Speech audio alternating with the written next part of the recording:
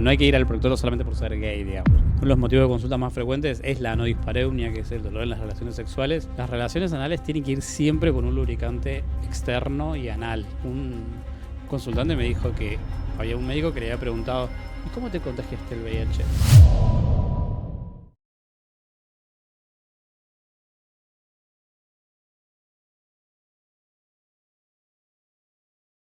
Buenas, buenas. Vamos otra vez. Arrancamos directamente con quién sos. O sea, acá no hay intro. Acá no hay intro. No. ¿Por qué así? Esto va en blanco y negro. Bueno, ¿qué tal, Lucas? ¿Cómo estás? Preséntate si querés a la gente. ¿Ya estamos grabando? Estamos grabando. ¿Estamos al aire? Bueno, ¿Quién gracias por sos? la ¿Quién invitación. sos? ¿Quién soy? Lucas. Ahí va. Lucas de Procto. Lucas Gelín, soy médico proctólogo, comunicador en salud y estoy invitado a este podcast que grabamos con la gente de Doris. Perfecto. Lucas, no, mira, nosotros siempre arrancamos todas las entrevistas, como un poco yendo al principio de tu vida. Lucas, ¿por qué decidió ser médico? Arrancamos re tranqui, por suerte la entrevista como... vamos a decir pocos pero el primero, arranqué siendo médico, medio por un poco de inconsciencia, porque en realidad me gustaba la biología, llegué a un colegio técnico y era un poco llevarle la contra a la realidad que venía teniendo en ese momento, entonces no tenía demasiada conciencia, tenía un pediatra que era lo más médico que existía en mi entorno familiar tal vez. Y entonces decidí ser médico porque me gustaba la biología y me parecía que era una herramienta. Después de ahí, como que eso se fue transformando o cambiando o me fui abrazando esa idea, pero inicialmente arrancó así. Bien, vamos a hacer un silencio que, si quieres, eso, molestalo para que no haga ruido y ya. No puede salir. Perdón, pero a la gente, acá hay un gato, bueno, mi gato dando vuelta. Seguimos. Yo, ¿sabes lo que quiero preguntarte un poco? Porque lo que a mí me llama la atención de tu vida un poco es por qué decidiste proctología en la época que decidiste seguir proctología. No es lo mismo quizás hoy un médico que decide ejercer. Eh, y un poco también por el contexto social, ¿no? O sea, decir, no es lo mismo ser un proctólogo hace 40 años que ser un proctólogo hoy en día. Yendo quizás a la pregunta, ¿qué diferencias verías entre elegir hoy la profesión de proctología y cuando vos la elegiste? Ok. Creo que en realidad a veces ser proctólogo hay como una connotación social o de lo que uno se espera, de lo que es un proctólogo, de lo que uno se imagina. Entonces, creo que no tiene tanta. Yo trato de sacarle un poco la mística, digamos, o tanto el peso de la profesión como para que sea algo mucho más amigable y ameno. Por supuesto que la especialidad ha ido mutando y soy uno de los motores también de que la especialidad sea más amena y sea más agradable, que no tenga tanto tabú y tanta cosa rígida. Como fue hace 40 años no tengo la menor idea porque obviamente no lo viví. Por supuesto que hablamos de otro sistema de salud, otro modelo de formación, un modelo mucho más paternalista, mucho más lineal, mucho más verticalista, que son valores con los cuales no convivo, digamos, o no convivo actualmente. Sí, cuando me formé, cuando estudié en la facultad, sí era lo que se impartía, o lo que se informaba, lo que se educaba, pero siento que fui acompañando un poco ese cambio, un poco con el cambio desde el feminismo, desde el Me Too, desde varias cuestiones que afectaron, también incluso desde el mundo de la diversidad y abrazando colectivos que te permiten encarar la proctología de otra manera. Creo que muchas personas podrían estar haciendo de manera diferente algo que podríamos como ser lineal a mismas personas. O sea, esta especialidad la puede ejercer una persona de una manera o una persona de otra manera absolutamente distinta y todas pueden ser válidas. Entiendo que hoy la realidad de la sociedad en gran parte, o por lo menos desde lo que yo observo de las personas que se acercan a mis consultas, necesitan otra realidad. Entonces digo, seguir arraigándonos o seguir abrazando un modelo que ya demostró que tiene muchas falencias o que demostró que tenía muchas cosas negativas o que no supo contener a las personas, sería medio pavo seguir sosteniéndolo cuando te das cuenta que en realidad en la calle o en las redes o en los medios la demanda es otra. Entonces creo que tiene que ver con eso, ese cambio, digamos. ¿Vos sentís que tu profesión como proctólogo hoy puede ser ejercida sin tener en cuenta la parte de la sexualidad?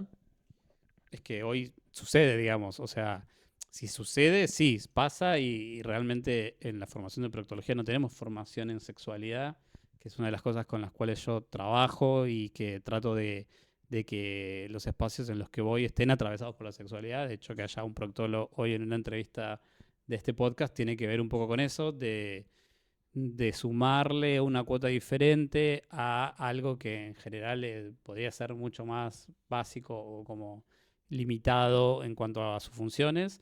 Y hoy yo no concibo la idea de que la genitalidad esté separada de la función fisiológica, tal vez. Entonces, por supuesto que mi recomendación es que siempre todas las personas que trabajen a nivel genital o a nivel de prácticas sexuales o que intervengan con personas que tengan formación en género, en diversidad, en sexualidad. Ojalá haya muchos más proctólogos formados en sexualidad y seamos uno de los pilares para que esto se imparta, pero la realidad es que todavía no está tan, tan aceitado, tan instalado.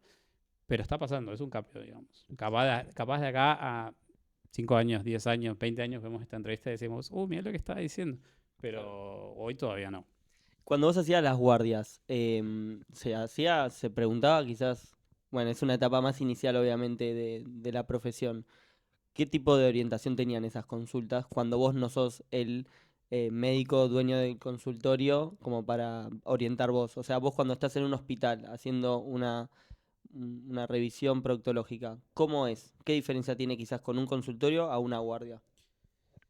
O sea, yo trato de ejercer la profesión en el mismo lugar, de la misma manera, en todos lados, y he tenido en algunos momentos en el cual he trabajado en la parte pública, en la parte privada, en mi consultorio, en una clínica de una obra social. Entonces, trataba de ejercer absolutamente lo mismo y ser lineal y consecuente, digamos, en lo que pienso y en la forma que trabajo.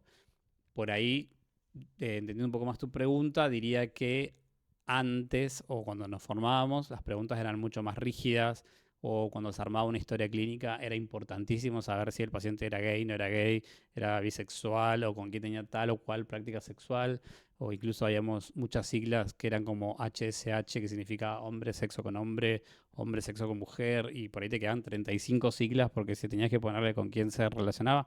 Y la verdad es que yo después con el tiempo entendí que en realidad eso no me cambiaba cómo se abordaba la cuestión y capaz que tener ese tipo de preguntas sí generaban un efecto negativo o en la recepción de esa persona en la consulta. Entonces, la verdad que yo eso lo fui modificando. Antes como antecedente patológico se incluía, no sé, ser un trabajador o trabajadora sexual. Y eso en algún momento lo he cuestionado porque no es algo patológico, sino que es un tipo de ocupación u oficio. Entonces, entender que eso cambió y está cambiando es importante.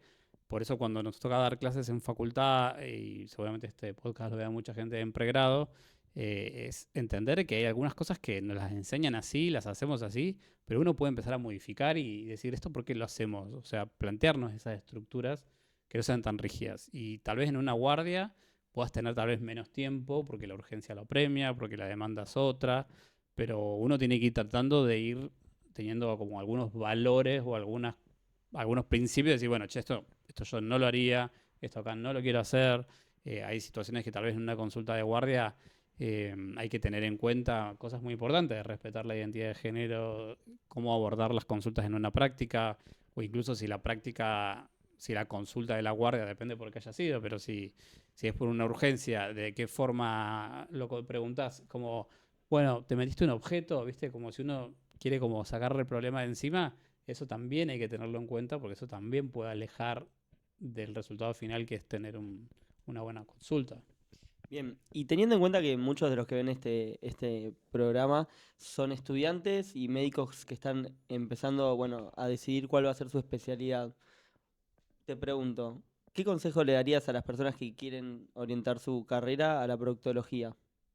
Que sean bienvenidos, que van a tener muchísimo trabajo, que hay mucho, cuando yo inicié la especialidad, te estoy quemando una de las próximas preguntas, Juan, pero cuando yo empecé la especialidad, en realidad, como que yo me fui encontrando, empecé con la especialidad para ser proctólogo, cirujano colorectal, tenés que ser primero médico, después ser cirujano general y luego es una subespecialidad, un fellowship, una especialidad de posgrado, la coloproctología.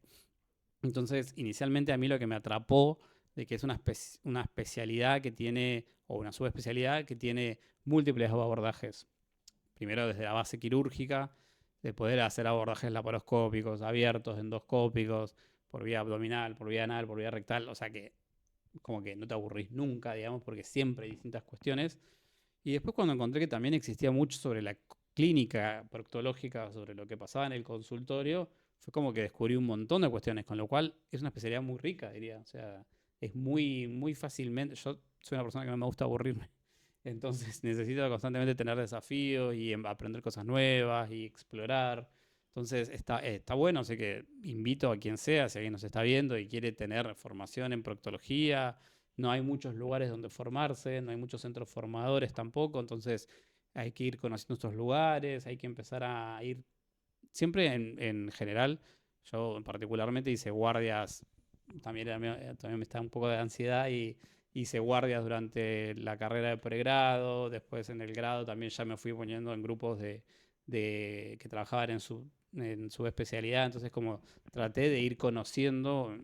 Hoy en Argentina la formación está un poco, bueno, es como todo muy autogestionada, entonces si vos querés ser, no sé, endocrinólogo, te juntás con alguien endocrinólogo y te reunís, vas a una consulta, tenés una charla, informarse de cómo es la especialidad, cómo la manejan, como para saber si después te va a gustar. Puede pasar que alguien inicie una especialidad y en el transcurso de la especialidad diga, che, no me gusta. Claro. Que puede pasar también. Pero bueno, para no perder ese tiempo o para invertir tiempo de calidad, mi consejo sería ese. Perfecto. ¿Sabes que, bueno, ¿Te obviamente parece bien, Juana? me parece perfecto. Ok, si no, lo ¿Sabes que cambiamos. yo tengo una pregunta? Obviamente, bueno, los que no lo conocen, los invitamos a que sigan a Lucas en todas sus redes, su canal de YouTube también. Así que mi pregunta va más orientada a eso, a tu rol en las redes sociales. ¿Vos considerás que un médico hoy en día sí o sí tiene que tener redes sociales activas? No lo considero que sí o sí, que sea mandatorio. Sí identifico, si dijera que no es importante, estaría faltando a lo que hago todos los días. Obviamente hay que comunicar en redes sociales, tiene una responsabilidad y tiene un objetivo, acerca a muchísimas personas, te permite que las personas conozcan lo que vos haces, conozcan justamente desarmar ese modelo paternalista como el médico intocable, intachable y perfecto y un montón de cosas, hace que las personas sepan que los médicos somos personas como cualquier otra persona y entonces cuando vienen a una consulta se pueden acercar con motivos de consulta, valga la redundancia, que son como nos pasan a todos. Entonces, capaz vos me podés venir a ver porque, no sé, te pica el ano y vos decís, che, este chabón ya lo contó antes en las redes. Entonces, esto que me pasa a mí no me da tanta vergüenza porque ya lo contó. Entonces, el hecho de desarrollar, yo lo vi te lo digo hoy con el diario del lunes, de haber tras ya 4 años trabajando en redes, que cada vez que algo crece, algo se genera o cada contenido que trabajamos, después se replica en algo positivo. O sea, tengo ese feedback porque sigo atendiendo, sigo haciendo consultorio, sigo operando, entonces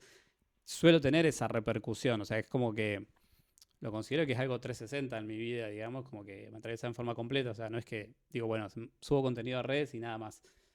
Por eso incentivo que la gente tenga redes, pero que tenga redes genuinas, o sea, redes que la persona transmita lo que hace y no que sea algo plano o estático, por lo menos es lo que veo yo de las redes. Y por eso que recomiendo que si alguien quiere tener redes, que lo hagan, que tengan un buen equipo, que armen un equipo con los que puedan confiar, donde el trabajo transmita lo que uno quiere transmitir o los valores que uno tiene en su día a día, en su consultorio. Por ese motivo, por ejemplo, dejé usar filtros en las historias y demás, porque después cuando la gente te ve, después dice, no eres tan parecido al de las redes.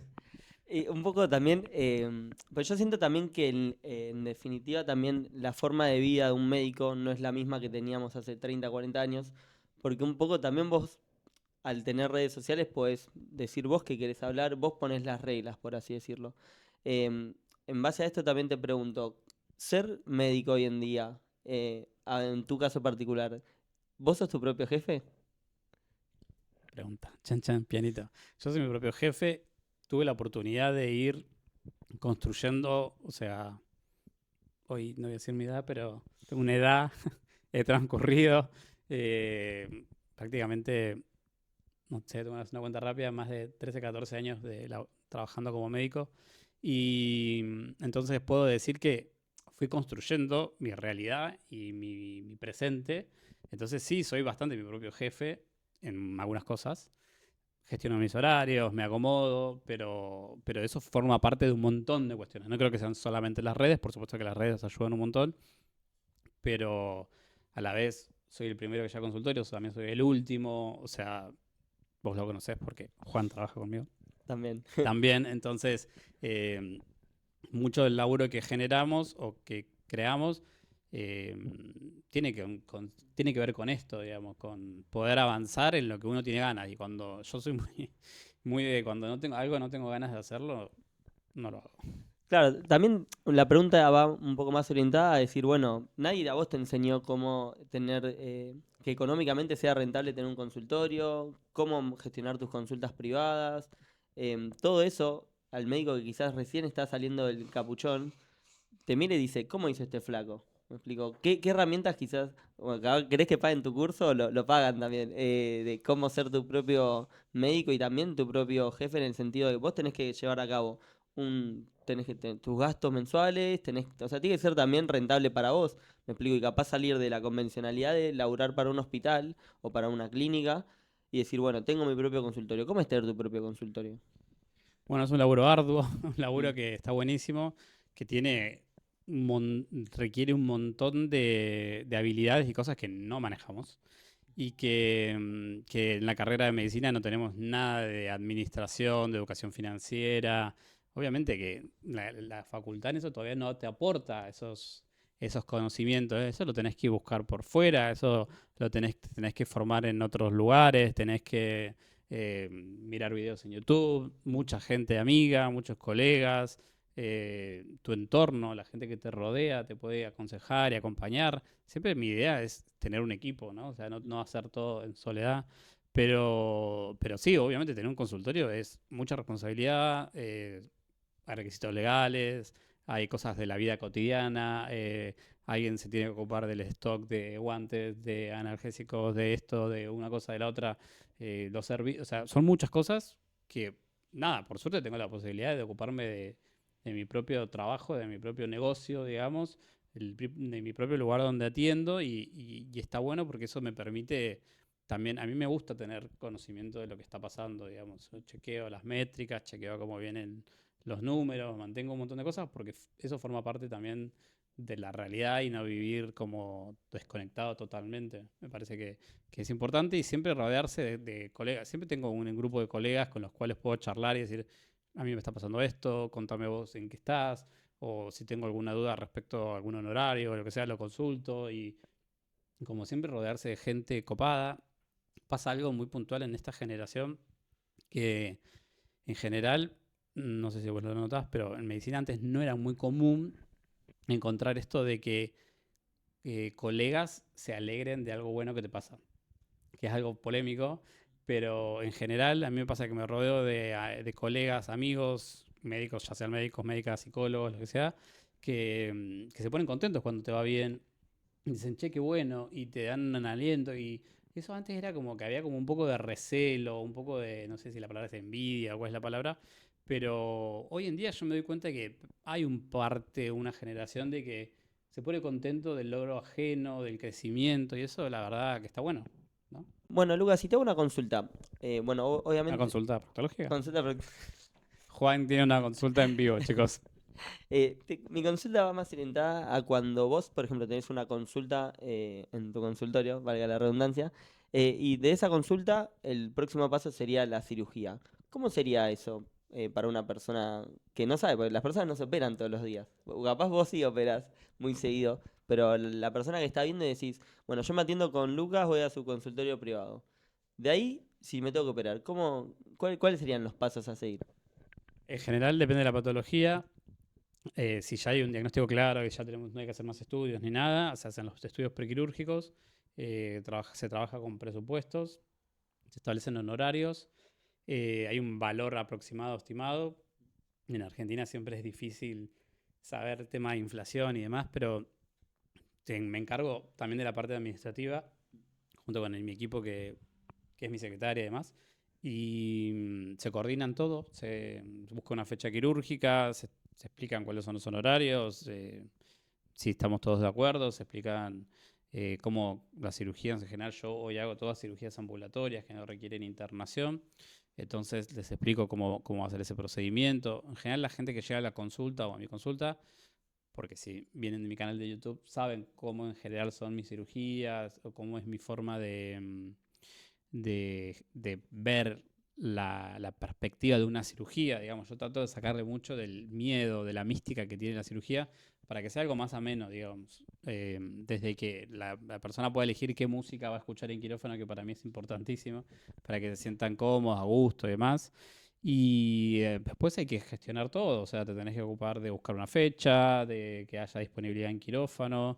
Por supuesto que ya uno va teniendo como determinadas sistemáticas de cómo se solicitan, o qué horarios operás, pero tenés que armar. Yo tengo mi equipo, mi anestesiólogo, anestesióloga, instrumentadora, después gente que me ayudantes, que son también cirujanos, coordinar con el paciente, que el paciente tenga todas las cosas en condiciones, que programar todo para que esa fecha tenga todo listo, verificar porque si yo no verifico algo, eso se me pasa por arriba. Entonces verifico absolutamente todo 35.000 veces, que tengan el ayuno, que tengan las indicaciones, que tengan las órdenes para el postoperatorio, que tengan muchas de las cuestiones para el post. Y nada, eso se hace. Es como parte de tu día a día también. O Claro, sea, es sí, algo sí, sí. Muchas cotidiano. veces cuando ven en cafecitos que estoy organizando y demás, es de estar ahí en la compu, mandando órdenes, solicitando turnos y hablando de quirófano y a coordinar, o sea, gestión, digamos. Claro, bueno, pero gran parte de tu profesión se trata también de la parte administrativa. O sea, un poco el mensaje que Sí. quiero dar es, Parte cua- administrativa tenemos un montón, mandar facturas, contestar mails, hacer recetas, gente que a lo mejor tiene alguna duda, le quedó una consulta, fue a la consulta y dice, o actualizar algún pedido que se venció de colonoscopía. Siempre hay mucho trabajo administrativo, o sea, no es que terminás de atender y fin, se acabó. En claro. general tenés 30, 45 minutos, o sea, de que estás post consultorio haciendo mucho trabajo administrativo. Hola, Poro. Perfecto, sí, por acá quiere salir en cámara. Bueno, ¿sabes qué? Un poco de tu día a día. Tranqui, ya voy a agarrar el vacío, se va a ir. De tu día a día, yo voy a presentar acá a Lucas, que es parte del equipo de Doris. Te va a hacer. Bueno, ahora te vamos a cambiar el vaso también. Un Ay, poco- Poro, ¿no no, entras ahí adentro? es algo común. Es Es algo un común. meme esto, chicos. Sí, sí. O sea, es el gato en el vaso. No sé si lo están viendo. Me encantó. Sí, sí, Tenía es sed, un meme. chicos. No Ay, tiene no agua. tiene agua, pobre. ¿Le pueden dar Eh, agua? bueno, ahora cuando Poro termine de tomar agua, si querés continuamos. Poro. Poro, ¿quieres agua? Ya. Bueno, si querés ahora le vamos a cambiar el vaso a Lucas. Em, Nada, lo que quería consultar, ahí se va a tomar el vaso fuera de cámara. Eh, lo que te quería consultar, bueno, un Bueno, poco antes vieron que había un vaso, ahora ya no está. la continuidad, por favor. ¿Vieron que Eh, antes acá había un vaso? Ya no. bueno, lo que te quería decir era, de tu día a día. Ahora Lucas, vamos a presentar a Lucas, que es parte del equipo de Doris. A otro Lucas. A otro Lucas, No es que se le taró Lucas el con doble cerebro.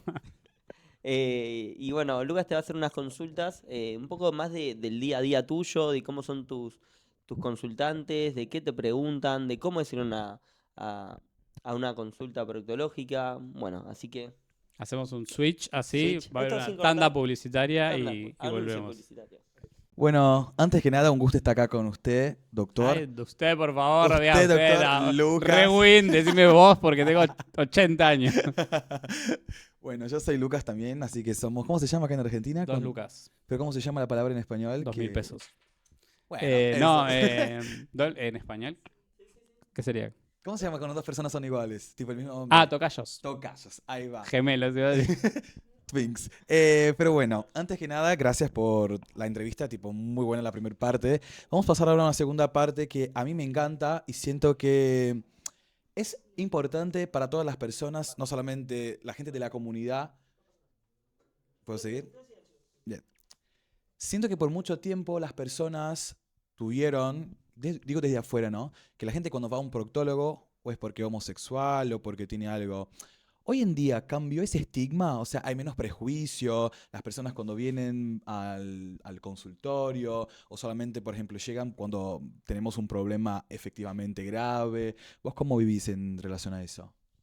O sea, primero, ir al proctólogo no es de un especialista homosexual o, digamos, o sea, no hay que ir al proctólogo solamente por ser gay, digamos. O sea, no sería una indicación. Sí, entiendo que todavía es una especialidad, que, como explicaba antes a Juan, al estar atravesada por la sexualidad y encontrarnos con especialistas que tal vez no tienen formación en género y diversidad, que para determinadas personas del colectivo LGBTQ+, todavía se encuentran con una experiencia que a lo mejor no es del todo agradable. Yo realmente lo lamento, quisiera que eso no fuese así. Entiendo que a veces pasa, pero también aliento y creo que si una persona está escuchando esta entrevista y tiene, eh, le llega este mensaje, también el concepto de saber de que la persona puede, o sea, las consultas son muy lineales. O sea, viste que yo no me digas vos, usted, decime vos, porque la persona del consultorio me dicen Lucas, y entonces, si hay una persona que te quiere decir algo que no le gusta, te lo va a decir. Entonces, a veces me encuentro que hay algunas personas, de hecho, en esta semana, un consultante me dijo que había un médico que le había preguntado, ¿y cómo te contagiaste el VIH? Claro, es Una necesario. situación que hoy es tragedia. O sea, ¿de qué te sirve saber esa información? ¿Por qué le harías ese tipo de pregunta? ¿Qué es estigmatizante? ¿Es como victimizante? O sea, eso ya no se pregunta. En algún momento se preguntaba un montón. Hoy no se pregunta y sin embargo pasó hace muy poquito tiempo, pero la persona que estuvo en el consultorio me dijo, se lo dijo al médico, o sea, dijo, ¿y vos qué te cambia, digamos? Si yo a lo Claro. que vine no era por eso. Y yo creo que haya ese feedback o esa devolución o esa de decir, está bien, cuestionar, digamos. Yo, la verdad que si a una persona me cuestiona el consultorio, lo entiendo, lo entiendo. Es como, me parece que ese es nuestro rol también. O sea, por supuesto que los centros formadores y demás tienen una responsabilidad. Pero bueno, también las personas pueden decir esto, che, no me gusta, o esto no Claro. me parece que esté bien, o acá no vuelvo, también pasa. Así que en general, bueno, yo trabajo porque haya muchas más experiencias favorables que desfavorables. Claro, eso es re bien. Y una consulta. Justo me preguntaron una vez, tipo, que si los proctólogos serían solamente para los hombres. Mujeres también pueden ir al proctólogo, o sea, eso cuando hablamos de sexo biológico, ¿no? Tipo, varones, Sí, o sea, mujeres, la o... especialidad de proctología es una especialidad que trabaja en colon recto y ano Ujú. de cualquier persona, independientemente de un sexo biológico o de una identidad particular. Entonces, siempre digo que cualquier persona que tenga ano o haya tenido ano, porque si no lo tiene es porque simplemente haya está operado, siempre pueden acceder a una consulta. Entonces, la realidad es que no, todo el tiempo lo respondo y lo vuelvo a repetir siempre, pero siempre se confunde la palabra procto, o sea, el prefijo procto con próstata. Claro, Entonces, se alude a que las personas con pene tienen que ir al proctólogo y que las mujeres van al ginecólogo como si fuéramos figuras contrapuestas, claro. pero no. Al proctólogo van todos, como también pasa al urólogo.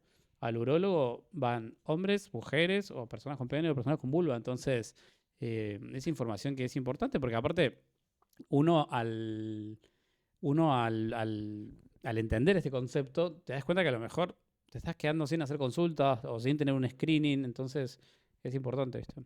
Claro. Y ya que estamos hablando de consultas, quiero preguntar, por ejemplo, ¿cuál es la causa más frecuente que vienen, por ejemplo, a tu consultorio? Mi consultorio en realidad como también es un consultorio muy diverso y yo trabajo en sexualidad y también uno de los motivos más de frecuentes, uno de los motivos de consulta más frecuentes es la no dispareunia, que es el dolor en las relaciones sexuales. Creo que hoy es una de mis especialidades o con una de las cosas que más puedo trabajar y tengo un enfoque muy pro sexo, proactivo para las personas. Entonces, uno es ese. Por supuesto, las cosas que son transversales a la especialidad y a la salud anal específicamente, como fisuras anales, hemorroides, esos son los motivos siempre más de consulta más frecuente. A veces las personas vienen más por el signo o por el síntoma, que puede ser sangrado, dolor anal, un bultito. También mi especialidad está muy asociada a las infecciones, entonces Yo trabajo en Procto Infecciones o Procto ITS, entonces veo mucho asociado al BPH, a las infecciones asociadas al VIH, a veces veo muchas proctitis asociadas a clamidia. A la gente que usa frente de cámara no les importa nada. No. Chicos, estamos grabando, por Perdón, favor, estamos queridos. grabando. Respétennos. ¿Quiénes Por son? favor, qué tupé. Bueno, no, esas como, o sea, en motivos de consulta múltiples, hay algunos que son también muy frecuentes, como la picazón, prurito anal, también son consultas frecuentes, alguna molestia que alguna persona capaz considera tal vez más estética o más de la conformación de la anatomía anal, así que eso por supuesto que también. ¿Estamos bien? Bien, re bien, me encanta saber eso. Ahora viene la pregunta, por ejemplo, siento que ahora voy a llevar para un lado menos tabú. Siento que la gente tiene mucho tabú en lo que sería el sexo, que desde 2000 para acá, ponele tipo, estamos como saliendo un poco más de ese tabú. Y siempre que hablamos del sexo anal, la gente como a veces tiene un poco de, no prejuicio, pero tiene como vergüenza de hablar sobre, porque por como decía, tipo, por mucho tiempo siempre pensaban que eran las relaciones homoafectivas. Y hoy en día, tipo, al menos tengo amigas, charlo con personas que son tipo heterosis y también mujeres tipo heterosis que lo hacen y le gustan. Así que nada, queremos saber un poco, tipo, qué recomendación tenés para que más allá que sea una relación placentera, también pueda ser algo bueno fisiológicamente hablando. ¿Me explico? Fisiológicamente ya es polémico. Pero, pero no, veníamos muy bien con la pregunta, me encantaba. En realidad, o sea, obviamente cuando uno quiere hablar sobre sexualidad, al conocer también un poco, que es lo que le contaba antes a Juan, del trabajo que hago yo en comunicación y demás, entiende que no es un prejuicio. Yo durante un tiempo me pasaba que las consultas a veces sentía como que no encontraba el motivo de consulta, o sea, o el motivo de consulta era como que no se traducía en lo que después, o sea, como que no había sustento, ¿viste? O sea, como que estábamos como dando vueltas en una situación y nunca podía como desarmar ese ovillo de lana o de hilo. Entonces, hoy en día las personas vienen ya y me dicen, mira, me duele cuando cojo o me duele analmente. Entonces, eso me parece que está buenísimo porque en realidad hace que sea más, primero práctico, más real, que podamos tener consultas reales. O sea, no es que estamos dando con metáforas y, viste, no, y aforismos y como dándole vuelta a algo, sino ir bien al hueso.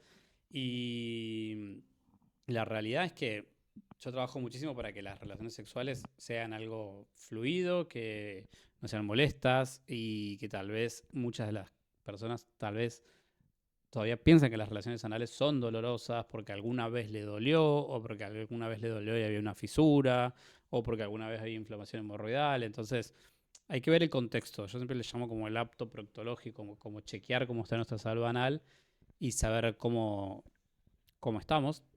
Y con respecto a la fisiología en general, tiene que ver un poco más con entender que el concepto de la salud anal es todo lo que le pasa al ano y entonces nuestros hábitos, nuestro estilo de vida, la alimentación, el ejercicio, la actividad física, a lo que nos dedicamos, las personas que están mucho tiempo trabajando sentadas o que trabajan en bici o que hacen mucho CrossFit o que a lo mejor toman mucho mate, mucho café, también impacta a nivel fisiológico, entonces es algo que también hay que trabajarlo para que después a nivel sexual no tengamos molestias o incomodidades.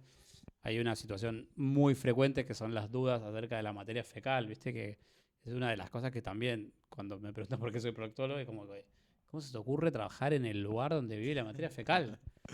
Bueno, yo digo, alguien tiene que trabajarlo, digamos, alguien lo tiene que hacer, digamos, como el urolo tiene pene, o el urolo tiene semen, o tiene orina, o tiene algún fluido vaginal. La realidad es que eso también trato como de desmitificarlo y sacarle como la gravedad. O sea, desde chicos nos instalaron que la materia fecal, la caca era mala. Y entonces yo no digo que no sea desagradable para algunas personas, pero sí entender de que, nada, o sea, que puede ser la vida mucho más simple y no tan compleja si uno le saca un poco de Y una estigma. pregunta, por ejemplo, en el caso que estamos hablando justamente del sexo anal, obviamente que el sexo anal puede ser con penetración, puede ser por otras formas. En el caso de la penetración, mucha gente a veces pregunta porque tiene miedo que le duela. ¿Qué tips tenés para que la gente pueda hacer y que pueda aprovechar de ese momento tan placentero? O sea, ¿qué tips tenés para esa gente que quiere experimentar? Sí, ¿Qué una de las recomendás? cosas fundamentales para mí tiene que ver con conocer cómo es la zona anal. O sea, nunca se me ocurriría salir a correr una maratón sin antes haber entrenado o sin haberme antes subido una cinta o sin haber salido a correr a la plaza, ¿entendés? Entonces siempre pienso a la relación sexual como el encuentro de una, dos o más personas y entonces digo, si vas a disfrutar o querés explorar la sexualidad anal, primero tocate, primero autoconocete, sabe cómo es tu forma, cómo es tu esfínter, utilizar plugs, utilizar dilatadores es para mí importante porque eso hace que el aparato esfinteriano se vaya dilatando poco a poco, que vos vayas conociendo cuál es la sensación de la dilatación anal. Eso para mí es clave. Si no pasa que las personas tienen la imagen del no por y es como me bajo los pantalones y hay que coger, digamos. Y la realidad es que no es así. Eso es una práctica guionada, ficcionada, editada y un montón de cosas que no es la realidad. Entonces, en eso trabajar, sobre todo en el deseo, en las ganas, o por ni hablar de consentimiento, y entenderlo como que es una práctica que tiene que ser deseada y buscada, ¿no? Entonces, ir laburándolo para que sea a tener sexo se aprende, ¿saben? Lo dijo yo, lo dicen todos y es algo que lo podemos aprender. Entonces, si tenemos dudas, las evacuamos, hacemos consultas. No tengan miedo de venir a una consulta siempre que sea por algo de la sexualidad, porque la realidad es que pueden ser consultas, ¿no? O sea, no es que uno va a una consulta médica o una consulta sexológica o proctológica solamente por algo que se opera. También podemos tener consultas sobre las prácticas sexuales y están buenísimas también. Entonces, que saber que existe ese espacio es como alentador o liberador porque te permite un montón de cosas. Bien. Y en el caso, por ejemplo, en el caso de la mujer, tiene en la vagina lo que sería un líquido que ayuda en la penetración. En el caso del ano, ¿nosotros qué podemos hacer? O sea, mucha lubricación, ¿qué sería? O sea, Las ideal. relaciones anales tienen que ir siempre con un lubricante externo y anal. En Argentina no hay muchas marcas, hay solo dos que tienen lubricantes anales específicamente. Y entonces siempre hay que aportar un lubricante. Eh, técnicamente o estadísticamente eh, estadísticamente no. A través del no por siempre vimos como que la saliva, el escupitajo era como Claro, sabemos que el no. lubricante estándar o hay gente que usa shampoo, Que a veces aceite de reseca a coco, veces, ¿no? La saliva. vaselina. Claro. Son malos lubricantes. Entonces, hoy si tenemos lubricantes reales, hay industria trabajando para que tengamos mejores relaciones sexuales, aprovechémoslo. Me parece que está bueno poder aprovecharlo y entender de que, nada, hay que utilizarlo y entenderlo. Hay personas que me vienen a ver a veces dentro de los 20 y pico años y me dicen, no necesito lubricante porque yo dilato bien, dilato solo. Y después son personas que a lo mejor a lo largo del tiempo tienen alguna molestia o alguna dificultad producto del roce. Claro. Hay personas que les gusta sentir el roce, la fricción, pero eso en algún punto se puede transformar en alguna molestia o en alguna lesión o en alguna Claro. fisura. Entonces, siempre hay que usar lubricante y esto es algo que no hay que negociarlo. Claro, por la Pero fisura. también es algo que hay que enseñarlo, porque si no es como, así como siempre nos enseñaron que había que utilizar preservativos, si no nos enseñan que hay que usar lubricante, tampoco lo aprendemos. Entonces, ¿cuándo puedo sospechar, por ejemplo, de la fisura anal? ¿Cuándo tipo hay La molestia? fisura siempre tiene que haber una molestia, un ardor, un dolor, una sensación como de puntada, como de una cortadura, algunas personas dicen como una aguja, como algo que me pincha, una incomodidad, porque hay personas que tengan a veces el umbral del dolor mucho más bajo, entonces puede ser de manera distinta y también asociado a sangrado. Claro. Y aprovecha que estamos acá con un protólogo. Siento que los hombres héteros, así por mucho tiempo, tienen mucho miedo, tipo cuando llega a los 40 años, de hacer el tacto rectal. O sea, ¿con cuántos años? O sea, porque me dijeron que cambia un poco si tenés algún caso de cáncer en tu familia, tipo, tenés que ir antes al médico. ¿Qué sería el tacto rectal? ¿Qué recomendaciones tenés para que vayan? A ver, contanos un poco. Sí, con respecto al tacto hay mucho tabú, mucho estigma también, porque es como que es la pérdida de la masculinidad o las personas que no tienen estimulación anal porque no lo desean y no les gusta, como que sienten que en ese momento de la consulta es como, bueno, chao, fin, se acabó todo y eso te convierte en menos macho y menos hombre. Y la realidad es que eso no es tan así. La realidad es que el examen proctológico dura 2 o 3 minutos y se termina y se acaba. Entonces, entender de que sí, a partir de los 40 años, en las personas hay que diferir, si estamos hablando del control de próstata, es una cosa que empiezan a partir de los 40 años, que se puede hacer con tacto rectal, con antígeno prostático, eso sería una cosa. Y otra muy distinta sería si uno tiene que hacer control a nivel de prevención de cáncer colorectal, que eso empieza a los 45 años, 10 años antes si hubiesen antecedentes familiares, pero ahí ya no nos valemos solamente del tacto, sino también de la colonoscopia. Entonces, el tacto rectal tiene múltiples funciones, no solamente la prevención de enfermedades malignas, sino la detección temprana de otras patologías benignas, quirúrgicas o no, a nivel anal. O sea, el tacto rectal dura muy pocos minutos, se hace con guante, con un anestésico local. La verdad que es simple, bueno, bonito y barato. O sea, no necesitas mucho estudio, no necesitas mucho aparato, nada. Y está al alcance de la mano y está ahí. Así que para mí siempre es recomendarlo. Y en general, yo tengo muchísimos videos subidos sobre el tacto rectal porque siento que es una de las Tremendo. cosas que es como una barrera. Entonces, no voy a ir a la consulta porque me va a hacer un tacto. Y sí, es como ir al odontólogo y decir, me va a ver la boca. Y es parte de la consulta. Entonces, en general trato de que sea un momento que sea ameno, que no sea incómodo, que no sea brusco. Siempre, obviamente, también recalcar el consentimiento, explicar cómo va a ser la práctica, hace que sea más agradable y más llevadero. Bueno, ya para ir cerrando un poco, ¿Ya? sí, porque tipo, me encanta igual, ¿eh? Estamos hablando un montón de preguntas y yo tengo un par más de preguntas, pero para ir cerrando, ¿con qué frecuencia tengo que ir a un proctólogo? Eso no está totalmente estandarizado. Sí, una vez al año para el screening de BPH a partir de los 35 años, o en personas que vivan con VIH, o personas que tengan antecedentes de BPH, del virus papiloma humano, o personas que sean trasplantados de órganos sólidos. Ahí hacemos screening de ¿Qué serían BPH, órganos sólidos? riñón, hígado. Ok. Entonces, trasplantados tienen por ahí un poco más de incidencia de BPH, entonces por eso hay que empezar el estudio a los 35 años, a nivel anal. Y después, si hay antecedentes de alguna otra cuestión puntual y se comienza antes, o comenzamos mucho antes el screening, y no hay un estándar. Después, sí, a los 45 para colonoscopías, y después, según los hallazgos, cada 1, cada 3, cada 5 años. Pero en general es muy individualizado y como que lo vamos charlando con cada paciente. Bueno, antes que nada, muchísimas gracias. Estamos terminando acá una entrevista hermosa Se voló. que siento que a mí me sirvió un montón y siento que hay mucha gente que no se anima a preguntar y siento que son preguntas hermosas para poder Bueno, pero desarrollarlas. nos pueden dejar en los comentarios. Claro, pueden también seguir acá a nuestro doctor en sus redes. A ver, Lucas de Procto. Aquí abajo. lo siguen porque tipo ahí siempre está subiendo videos de su día a día, del cotidiano y pueden llegar también con preguntas y también para hacer alguna consulta Por que no supuesto. tenga vergüenza. Es Obvio. realmente tipo es el médico paciente, hay que aprovechar y nada, siento que ya estamos en un nivel de nuestra vida que hay que dejar todos los estigmas, prejuicios y aprovechar la vida porque es solamente una. Así que nada.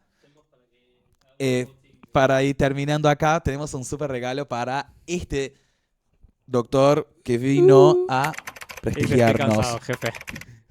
Vos tipo después Tengo de que abrir. todas... Tengo que Ahora abrir en vamos viendo vivo. acá que tenemos acá de Doris, ¿querés que te ayude? Doris Oficial, que nos auspicia, nos acompaña. Voy a Mirá. mostrar lo que hay. Tenemos un planner para que anotar todas las cosas y no se nos escape nada, una cirugía, una grabación, nada. ¿Querés que Así te... que en casa esto nos viene bárbaro, porque si no nos perdemos. Es plan semanal. Tenemos un gran cuaderno, yo tengo uno muy bueno en mi consultorio. Ay, yo los amo. Y este está muy bueno también, que tenemos a nivel, tenemos la parte vascular, tenemos los uréteres, tenemos acá el recto, Aguante el tenemos, recto. tenemos todo el colon, está, bueno, muy lindo, me gusta, me A gusta. mí me encanta la irrigación del recto. ¿Te gusta? Me encanta la irrigación del recto. Ah, la verdad que es una Y solo locura. para ir terminando acá también, Tenemos fijémonos, pincitos que pueden conseguir en la tienda. contienen sin hojas, tapa dura, Y acá estos también blockers. blockers. Blockers. Así que nada, todas las cosas de Doris. Y yo tengo mi pin de Doris. Ah, Ese plano corto Me acá, por encanta, favor. me encanta. Y Tengo el más, pin de Doris que lo corazón llevo. proud. Claro. Así que muchas gracias, Bueno, doctor. gracias. Espero verte lo cuanto antes, Bueno, porque perfecto. me tengo muchas más preguntas para hacer. Perfecto. Y Bueno, pero siento que pueden- tenemos un 2.0, ¿eh? Queremos pueden- otro más. Queremos otro más y pueden activar las notificaciones, suscribirse al canal y darle like a este video que va a estar buenísimo. Muchas gracias, doctor. Bueno, que te gracias a vaya muy ustedes. bien. ¡Aplausos! Gracias, en serio. Muy lindo, la verdad.